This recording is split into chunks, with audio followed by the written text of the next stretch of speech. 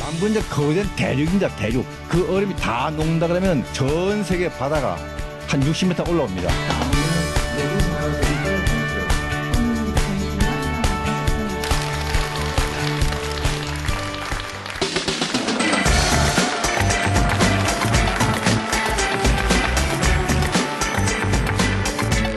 안녕하세요. 사람을 위한 과학, 알기 쉬운 과학, 그리고 지식이 쌓이는 과학 강연 사과나무의 진행자 정시훈입니다. 네, 여러분 인류 최초로 남극정에 갔던 분 아십니까?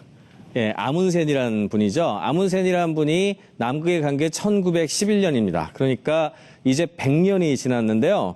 그 이후에도 우리나라도 이 남극을 탐험하고 했던 그런 이야기 많이 들으셨죠? 그래서 우리나라 남극에 과학기지를 이렇게 세워놓고서 한국도 열심히 다니고 있는데 오늘 모시려고 하는 강연자분께서는 대한민국에서 이렇게 남극을 정말 열심히 많이 다녀오신 그런 강연자 분이십니다. 그래서 직접 체험한 남극 이야기를 우리가 좀 들을 수 있을 것 같은데요.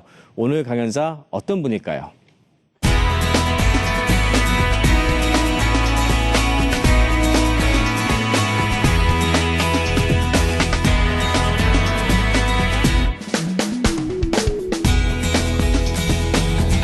오늘의 주제는 남극 자연환경과 우리나라의 활동입니다.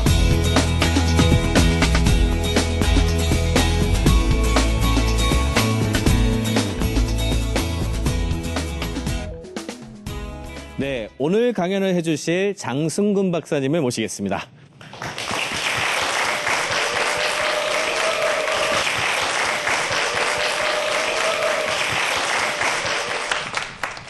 안녕하십니까? 네, 박사님 반갑습니다. 네, 안녕하세요. 네, 박사님 별명이 남극 박사다 이렇게 들었어요. 남극에 있는 세종기지 월동대 대장으로 활동을 하셨다고 들었는데 그럼 남극에서 지내신 시간이 도대체 얼마나 되시는 건가요? 맨 처음 간 게 1985년 11월이거든요. 네네. 그다음부터 숫자로는 22번인가 되더라고요, 보니까. 22번. 예. 오, 굉장히 많이. 근데 뭐 22번도 22번인데 1년씩 월동을 4번 했습니다. 네. 월동이라는 건 남극에서 1년 상을 말하는 거죠. 네네. 무슨 말이냐면 대개는 가서 한 달, 2달 정도 돌아오죠. 하계 연구대. 네. 근데 저 같은 경우는 이제 같이 가서 하계대와 같이 가서 겨울 넘기고 1년 살고 그러니까 12달, 10달, 16달 그렇게 네. 하는 이제 4번 했습니다. 그래서 자랑은 아니지만 대한민국 박사 한 25만 명 되는데 네. 남극에서 월동 4번 한 사람 저밖에 없어요. 네. 네, 저도 그렇고 대부분의 여기 계신 시청자분들도 그렇고 평생 한번 남극에 갈까 말까 한 그런 기회가 있을 것 같은데요. 남극에 처음 가셨을 때 첫인상 그때 1985년 11월 16일인데 그 남반구 여름이죠. 춥지도 않고 그때 칠레 공항이 기지에 네네. 도착한 거 공항에 뭐 땅 있고 산 있고 바다 있고 단지 먼 데가 이제 높은 산이 예. 눈으로 덮여서 얼음으로 저게 남극인가. 그래서 사실 그저 꿈에서 그랬던 굉장히 추운 난 건 아니고 네. 이런 데도 있구나 이런 생각이 듭니다. 예. 네네. 남극에 대해서 우리가 참 궁금한 게 많은데요. 장승근 박사님의 강연 지금부터 들어보도록 하겠습니다.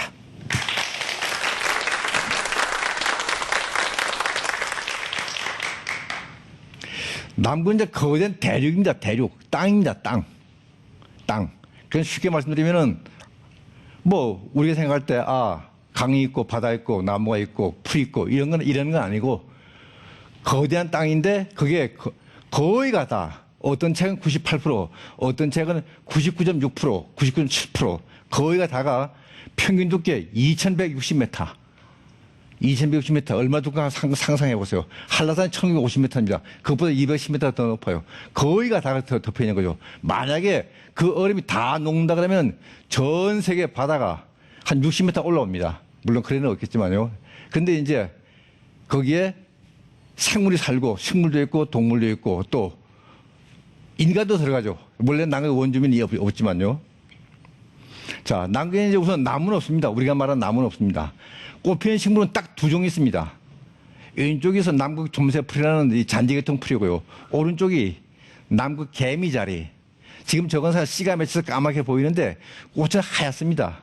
저게 워낙 작아서 그러나 눈으로 안 보이고 확대인을 가져가 봐야 보일 정도입니다. 아주 작아요. 예.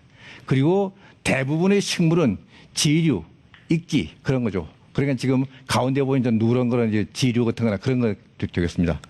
그 다음에 여기 보면 남극의 새, 펭귄이죠. 자, 펭귄은 한 5천만 년 전에 이 남반구 중위도 한 30도, 40도에 살던 물새가 이제 북쪽으로 올라가고 남쪽으로 내려가서 이제 진화한 거죠. 그래서 사실 펭귄은 남극에만 있는 건 아니고 갈라파고스에도 거기도 있어요. 물론 남극에도 있죠. 여기 좀 펭귄이 몇 종이 있겠습니까? 한번 보세요. 여러분 몇 종이 있겠습니까? 맨 처음에 딱 보면 왼쪽에 목에 까만 끈인 펭귄이 보이죠. 이게 턱근 펭귄이고 턱에 끈이 있다. 그래서 그 왼쪽에 오른쪽에 있는 그 부리가 빨갛고 눈 위에 하얀 상악형 그게 젠투 펭귄이고요. 그 다음에 한 마리 건너서 까맣고 하얀 게 보이죠. 그게 아들리 펭귄입니다. 그리고 요 그림에 펭귄이 세 종류가 있습니다. 펭귄은 새죠.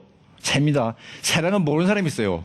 제가 남극에 있을 때 같이 있던 의사인데 그 사람은 펭귄이 새인지 물고기 확실히 모르고 새육이 왔다가 보고 나서 아 새구나 알았다 그러더라고. 그래서 우리가 야 너 의사가 공부를 얼마나 많이 하는데 그걸 모르냐 야단쳤어요. 자 펭귄은 새니까 끼리끼리 모입니다. 저렇게 한꺼번에 모이지 않습니다. 저건 왜 그런가? 사진 찍은 사람이 그 새 종류를 한 곳에 찍고 싶어서 몰아서 모아놨기 때문에 저렇게 찍은 겁니다. 원래 저렇게 모이지 않습니다. 동물이 새니까요. 그 다음에 이제 남극의 포유동물이 있습니다. 저 왼쪽에 보는 왼쪽 위에 보이는 게 저 남극 물개죠. 근데 그 다음에 그리고 나머지 세 종이 해표입니다. 해표하고 이 물개가 어떻게 다른지 아세요? 저 그림만 보고. 예, 수염이 있고, 수염은 다 있죠. 근데 자. 가장 중요한 게 물개는 이 귀가 켜 남아 있습니다. 귀가. 해표는 귀가 없습니다. 원래 저 물개나 해표가 다 물가에 살던 동물인데 물소로 진화했죠. 그러면서 발이 이 지느러미가 되고 꼬리가 짧아지고 없어지고 그런데 해표는 완전히 귀가 없어지고 물개는 귀가 조금 남아 있어요. 근데 지금 저기서 차이 안 나지만 봐서는 모르지만 물개는 몸이 날씬합니다. 날씬하다는 말은 이 가죽이 좋다는 이야기죠. 지방이 적다는 말이고 그래서 동작이 상당히 빠릅니다. 해표는 뚱뚱합니다. 뚱뚱하다는 말은 기름이 많다는 말이고 기름이 많다는 말은 이 가죽이 별로 좋지 않다는 이야기죠. 그래서 오른쪽 아래에 있는 저 해표는 코끼리 해표인데 수컷은 크면은 몸무게가 3.5톤, 3,500kg. 그리고 여기는 다 붙으면 뭐다 한 마리 안 될 겁니다. 저거 한 마리 잡으면은 기름이 얼마 나오느냐? 750리터. 여러분 750리터가 얼마 되는지 아세요? 드럼통. 이거 한동안 몇 리터인지 아세요? 드럼통. 그게 200리터입니다. 저거 한 마리 잡으면 기름이 한 3드럼, 4드럼 나온다는 이야기죠. 그래서 많이 잡았죠. 그렇지만 지금은 이제 다시 회복해서 원상복구 되어 있고요. 그 다음에 이제 크릴입니다. 여러분 흔히 그런 말 들었죠? 남극 새우. 예, 뭐 크릴 새우. 근데 사실 엄밀히 말하면 크릴은 새우가 아닙니다. 모양도 다르고 새우와는 모양도 다르고 생태도 다 달라요. 그런데 모르는 사람이 얼핏 볼 때 새우처럼 보여서 흔히 새우 하는데 새우는 아니고 동물 플랑크톤입니다. 흔히 사람 새끼손가락만 하죠. 저게 워낙 많아가지고 고래, 해표, 물개, 펭귄, 물고기 이게 밥이 되는 거죠. 사실 우리 이 사람을 잡습니다. 우리도 잡아서 낚시 미끼로 쓰거나 아니면 동물 사료로 쓰거나 하죠. 예. 그 다음에 이제 저 오로라 되겠습니다. 저 사진은 이 우리나라 대륙에 있는 장보고기 거기에 오로라입니다. 저게 지금은 사진이 저게 보이지만 저게 움직입니다. 계속 쉬지 않고요. 저 오로라는 지구가 거대한 자석이라는 걸 알죠. 그 지구의 그 자력에 끌려서 태양에서 날려온 태양풍이 자력에 끌려서 지구에 들어오면서 공기 원자, 주로 산소와 질소가 되겠죠. 그거 붙여서 내는 현상입니다. 오로라. 그 다음에 여러분 뭐 아문제는 스콧 모르는 사람 없죠. 아문제는 1911년 12월 이제 남극 도착했고 스코트는 아문제보다 한 달 늦게 도착했고 오다가 스코트는 몽땅 5명이 다 죽었죠. 아문제의 어머니는 의사였어요. 아문제는 집안이 선원이었습니다. 뱃사람. 어머니는 아들이 배 타는 게 싫어가지고 첫째 아들은 변호사를 만들고 둘째 아들은 아문제는 너 의사하라서 의과를 보냈어요. 근데 의과에 딱 들어가자마자 얼마 있다가 어머니 세상 떠나면서 아문제는 학교 딱 자퇴하고 항해 사격을 가가지고 탐험기로 들어섰죠. 그래서 이제 개를 이용해가지고 낭시에 먼저 갔습니다. 개를 들어가면서 약한 개는 죽여서 강한 개의 먹이로 쓰면서 딱 정확하게 갔다 온 거죠. 거기에 비해서 스코트는 영국 해군 대령인데 이 사람은 말하고 설상차를 가져갔어요. 말이 죽고 설상차가 고장이 나니까 사람이 끌고 갔습니다. 사람이. 결국 한 달 늦게 도착했죠. 스코트가 낭극점에 다 도착해 보니까 텐트가 쳐있고 노래기가 날리면서 안에 편지가 있어요. 보니까 아무리 썼어요. 뭐라 썼냐. 스코트, 당신이 나 다음 여기 올 텐데 수고스럽지만 이 편지 우리나라 노래의 우리나라 왕에게 좀 갖다 달라고야. 당신이 나 다음 여기 올 텐데 수고스럽지만 무슨 말입니까? 내가 당신보다 먼저 왔다 이 말이라고요. 아문제 스코트가 알았지만 서러워도 가져옵니다. 왜?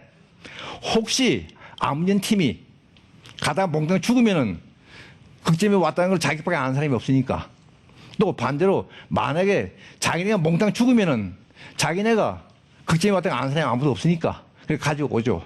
그러다 결국은 5명이 이제 차례로 한 사람은 얼음팀에 빠져 죽고 그래서 이제 죽고 또 한 사람은 동상으로 도저히 걷지를 못하니까 세 사람이 눕혀서 교대를 끌고 갑니다. 그러니까 나 좀 제발 놓고 가라고. 그럴 수 없지 않습니까? 그래서 한 사람은 그러다가 이제 눈보라 속에 텐트 치는데 한 사람 사라졌고 나머지 셋이 한 20km만 더 가면은 1톤의 식량과 연료가 있어서 충분히 살 수 있는데 그걸 갈 수 있는 방법이 없어요.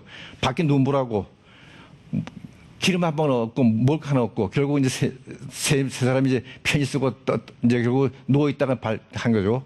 그다음에 이제 가운데 이제 십자가는 이 스코트 마지막 세 사람의 시신이 발견된 것입니다.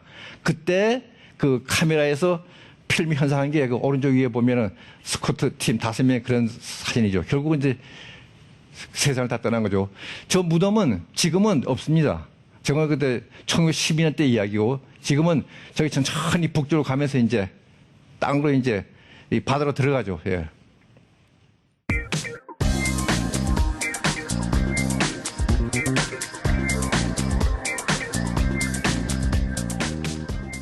자, 남극이 누구 땅이냐? 혹시 남극의 주인이 있겠습니까? 없겠습니까?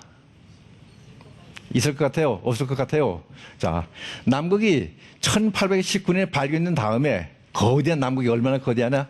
중국 1.4배입니다. 굉장하죠. 중국 1.4배. 유럽보다 크고 호주보다 커요. 영국이 내 땅 하고 그랬어요. 영국이. 그 다음에 노르웨이, 호주, 뉴질랜드, 불란서, 칠레, 아르헨티나 7나라가 내 땅 그랬어요. 그런데 땅 주장하려면 그러면 이유가 있어야죠. 먼저 발견했다거나 탐험했다 뭐 이유가 된다고요. 뭐 대놓고 아무나 그런 말 못하니까. 그러다가 이제 1959년, 61년 남북 조약이 발효되면서 그걸 인정도 안 하고 부인도 안 하고 그냥 내버려 뒀어요. 그러면서 이제 앞으로는 남북 탐험한다 그래서 남북 영유권 주장 못한 땅 내 말 못한다 이 말 했죠. 무슨 말인가? 우리나라가 남북 조약에 가입해서 남북 탐험한다 그래서 기지 지었다 그래서 그게 우리 땅에다 그 말을 못한다 이거죠. 자, 그러면서 이제 내버려 둔 겁니다. 그러니까 어떻게 말하면 영유권 인정도 부정당하고 내버려 둔 그런 어정쩡한 상태가 넘어가고 있는 거죠. 우리나라는 이제 언제 남북 탐험했냐? 1978년, 79년 처음으로 박정희 대통령의 뜻에 따라서 남북양의 크리를 하면서 이제 조사했습니다. 그래서 그게 78년 처음으로 조사했어요. 그래서 저게 지금 저 화면에 보시는 게 그에 나오는 그 다음에 나온 보고서입니다. 보면 남극 새우 그렇게 나옵니다. 사실은 새우가 아닌데, 사실은 새우가 아닌데요. 지금 아까 이야기대로 저걸 잡아서 이제 동물 플랑크톤을 해서 이제 사료도 쓰고 미끼도 하고 쓰고 그러죠. 그러다가 이제 1985년에 남극 대륙 처음 탐험하고 86년에 남극 조약에 가입하고 87년부터 기지를 짓기 시작해서 88년 2월 7일 이제 세용기 문을 열었죠. 그 다음에 이제 지금 벌써 1988년이니까 벌써 만 26년이 넘었죠, 이제 세용기지. 그래서 지금 이제 27차 월동대가 이제 있고요. 지금 저 보이는 장면은 이제 세용기지입니다. 처음보다는 많이 넓어졌습니다. 처음에 한 400평 정도밖에 안 되는데 지금 한 1,000, 200평 굉장히 넓어졌어요. 그래서 앞에 보는 저 회색 건물 2층 건물은 몇 년 전에 새로 지은 건물들이고 지금 바다가 얼었네요. 기지 앞바다가. 예. 우리나라 이제 여러분 쇠빙선 알죠? 쇠빙선 지은 거. 쇠빙선은 얼음을 깬 배입니다. 그 내빙선은 얼음을 견디는 배고요. 그 내빙선은 배를 튼튼하게 만들었고 쇠빙선은 얼음을 깨게 만들었고 쇠빙선은 어떻게 얼음을 깨는가? 그 힘으로 깨는 건 아니고 앞뒤에 내 안에 큰 물탱크가 있어요. 물이 왔다 갔다 합니다. 물이 뒤로 가면은 배가 약간 들리죠. 물이 앞으로 가면 배가 늘어가고 그래서 이게 배의 무게를 깹니다. 그래서 우리 쇠빙선이 7,500톤인데 두께 1m. 그러니까 물 위에 20cm, 물 밑에 80cm. 얇은 얼음을 이렇게 깨면서 시속 한 6km 가는 거죠. 그러니까 우리가 생각할 때 쇠빙선 그러면은 뭐 영화 타이타닉에 나오는 그런 얼음을 깬다고 생각하면 안 됩니다. 그런 얼음 깨는 배는 아무도 없어요. 세계에서 가장 성능이 좋은 쇠빙선이 러시아 쇠빙선인데 이름이 승전 50주년. 승전 2차 세계대전 승전 50주년이죠. 그 배인데 2.8m 얼음을 깹니다. 2.8m란 말은 물 위에 50cm, 물 밑에 2.3m. 이걸 깨면서 한 6km 나가죠. 예. 자, 쇠빙선이 있는 것도 대단하지만 러시아나 칠레나 아르헨티나는 쇠빙선이 있어도 연구에 못 씁니다. 그저 사람이나 나르고 물자나 나르죠. 근데 우리나라는 이제 연구에 쓰죠. 그거 대단합니다. 있느냐 없느냐 중요하지만 연구에 쓰는 게 정말 대단하거든요. 여러분 몇 년 전에 아시겠지만 러시아 어선이 남극에서 조난당했어요. 그때 장면입니다. 저 장면은 지금 우리 쇠빙선이 가서 저 배를 이제 구조하는 거죠. 그래서 가서 붙여놓고 이제 기름을 다 우리 배로 옮기고 배가 러시아 어선에 떠오르니까 그래서 용접해서 다시 수리하고 그래서 기름 다 넘겨줘가지고 그래서 러시아 대통령이 우리 이명박 대통령한테 고맙다 전화도 했고 또 그쪽에서 해양부 장관을 전화했고 그거 대단한 거죠. 만약에 그렇게 못하면 뭐 구할 방법이 없으니까요. 자, 우리나라 여러분 대륙의 기지 친 거 알죠? 지난 2월에 장보고 기지. 자, 이 장보고 기지는 남이 74도에 있습니다. 우리 세운기지 남이 62도에 있어요. 그래서 세운기지는 하루 24시간이 낮이거나 밤이 날이 없습니다. 낮과 밤이 다 있습니다. 낮과 밤이 다 있어요. 무슨 말이냐면은 6월 21일은 우리는 하지지만 남방은 동지거든요. 그때는 태양이 아침 10시에 밝아져서 오후 2시 어두워집니다. 그러니까 점심만 밝을 때 먹는 거죠. 그리고 12월 21일은 우리는 동지죠. 남방은 하지거든요. 그때는 밤 11시 어두워져서 새벽 3시에 밝아져요. 그러면 새벽 1시는 한밤중이죠. 신문 들고 나가면 불없이 신문 볼 수 있습니다. 그래도 거기 세종기지는 남이 62도니까 낮과 밤이 다 있죠. 그리고 또 그렇게 춥지도 않습니다. 여러분 남극은 무조건 춥다 생각하시는데 남극은 워낙 크니까 아까 말대로 중국 1.4배니까 아주 추운 데가 있어요. 내륙 고온지대. 거기는 영하 89.2도. 연평이 영하 55.4도. 그런 데가 있습니다. 러시아 기지인데 보스토크라고 높이가 3,480m. 백선보다 더 높아요. 거기는 워낙 춥지만 그러니까 거기는 뭐 영하 20도 이상 올라가도 굉장히 따신 날이죠. 물이라는 게 없으니까 얼음을 잘라서 물을 만들죠. 그 다음에 거기는 워낙 높아서 산소가 없어서 뛰어다니지 못합니다. 산소가 한 60%밖에 안 돼서. 그런 데도 있고 저희 세종기지는 아주 저 북쪽, 남극 반도 북쪽에 있어서 그렇게 춥지 않습니다. 그래서 놀라지 마세요. 12월부터 1, 2, 3, 1년에 넉 달은 월 평균 기온이 영상입니다. 2.0, 0.8도 월 평균 기온이에요. 그냥 비도 오고 물도 흐르죠. 그래도 남극이죠. 뭐 남극 꼭 춥다고 남극이 아니니까 남이 춥 남쪽 남극이니까. 그 다음에 이제 지난 2월에 중공항의 장보고 기지는 어떤가? 장보고 기지는 남이 74도에 있습니다. 거기는 95일이 밤이고 100일이 낮입니다. 지금은 밤입니다. 예. 5월 8일부터 이제 한 8월 한 90일까지 그 밤이고 그다음부터 이제 한 10월 중순부터 올라가면 이제 다시 태양이 뜨는 거죠. 그다음에 밤낮이 있고.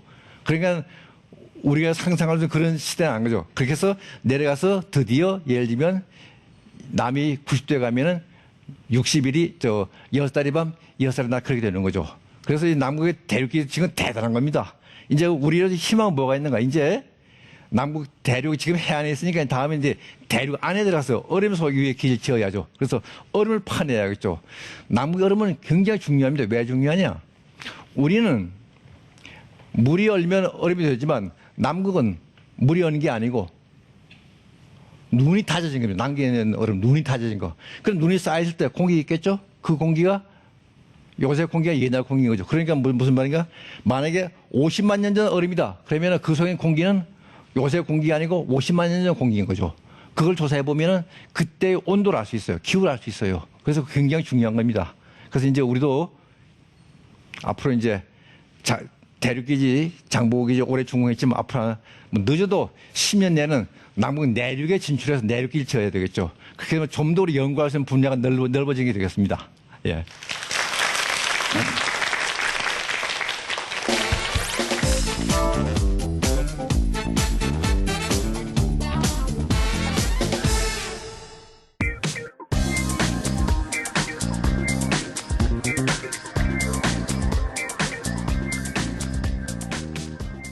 네, 박사님 강연을 듣고 나니까 정말 남극이 재미있는 곳이기도 하고 방금 진짜 남극 여행을 한 것 같은 그런 느낌이 듭니다.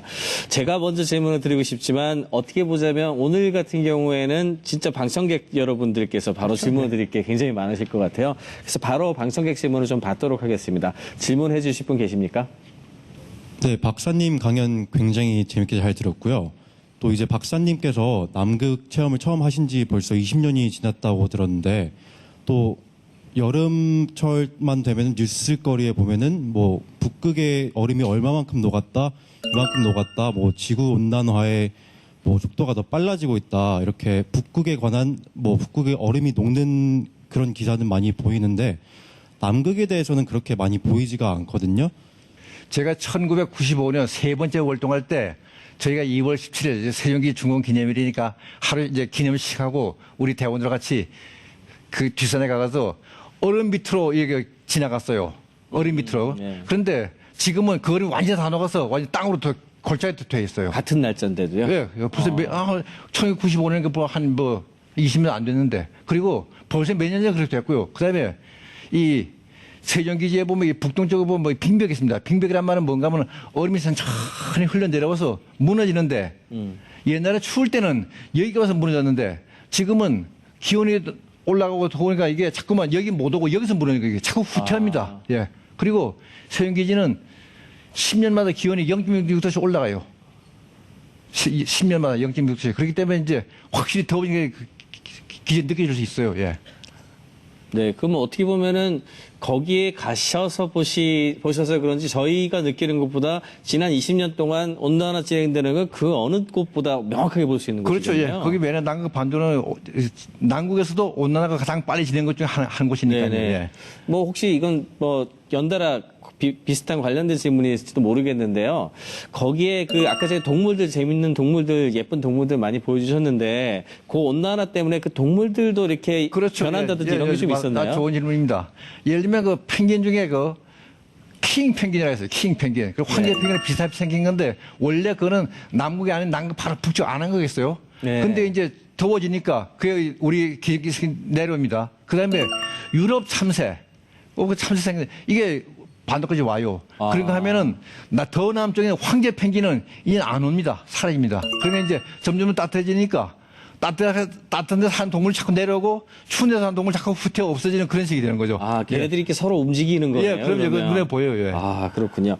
예, 좀 재미있는 굉장히 중요한 질문을 해주셔가지고 그와 관련된 강연에서 못 다룬 얘기 좀 많이 커버를 한 것 같습니다. 또 다른 질문 해주실 분 계십니까? 네, 박사님 강연 아주 흥미롭게 잘 들었고요. 혹시 남극이랑 북극 중에 어디가 더 추운지. 예, 질문 많이 받는데 남극이 더 춥죠. 왜냐? 남극은 우선 아까 말한 거대한 땅입니다. 땅. 그리고 높이가 평균 높이 2,500m입니다. 굉장히 높은 거죠. 그리고 거기에 다 눈과 얼음을 덮였으니까 햇빛이 반사입니다. 거기에 비해서 북극은 땅으로 둘러싸인 바다거든요. 바다. 그리고 수면이니까 뭐 높지 않으니까 벌써 기온이 높죠. 그래가지고 남극은 지금 현재 관측된 최저기 영하 89.2도고 북극은 오히려 바다보다는 이 시베리아에서 한 71도 정도가 아마 그 오이맥 하는 거기서 기록이 됐죠. 그래서 남극이 훨씬 더 춥습니다. 예. 네, 굉장히 재미있는 강연을 굉장히 많이 들었고 또 뒤에 이제 질의응답에서도 정말 중요한 이야기들 많이 다뤄진 것 같습니다. 우리 장승근 박사님 오늘 강연 너무 감사합니다.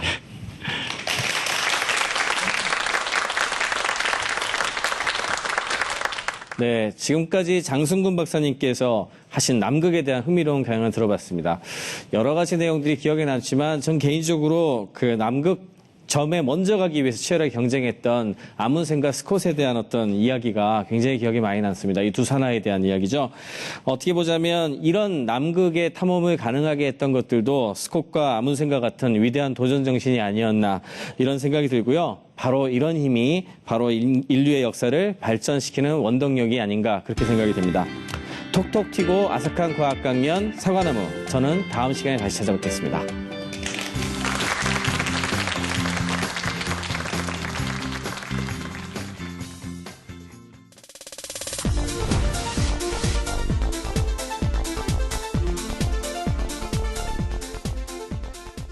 Thank you.